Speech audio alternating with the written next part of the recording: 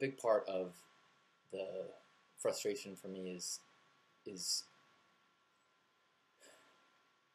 the black and white aspect of how people like to see the world, with good guys and bad guys, and righteousness and evil. Now,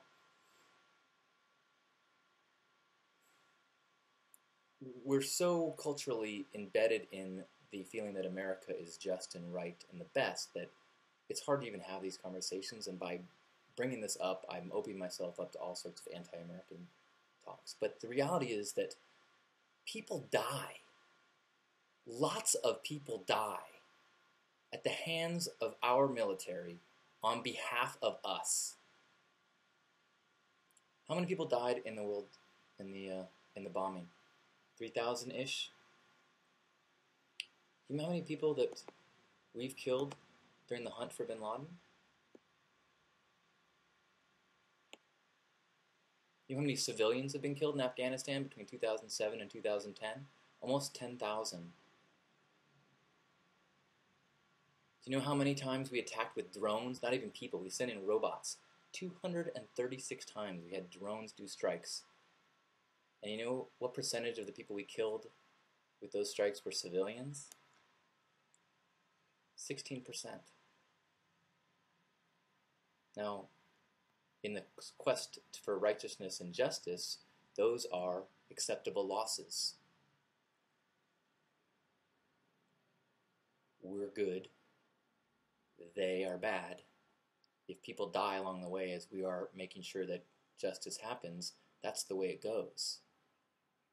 Now, let's watch this situation from the shoes of someone in Afghanistan who may have believed, for whatever reason, maybe they have horrible news, maybe they have a parent that misled them,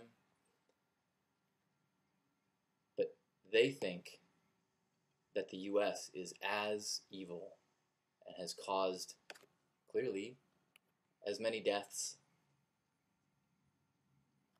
created this horrible situation in their country, and they feel like the only option they have, the only way they'll be heard, is to do things that, well, are there going to be civilian casualties? That's part of the cost.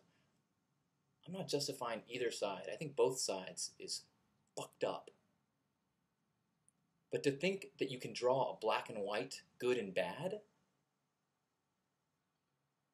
both people have an idealism. Both sides believe that they are just and right. The difference between terrorist and freedom fighter is in who's telling the story.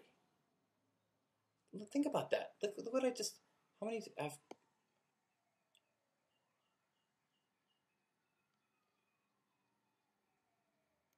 civilians killed in Afghanistan? Almost 10,000, 9,759 between 2007 and 2010.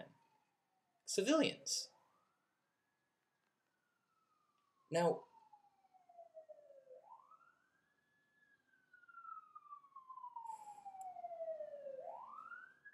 sound the alarm, because people do not,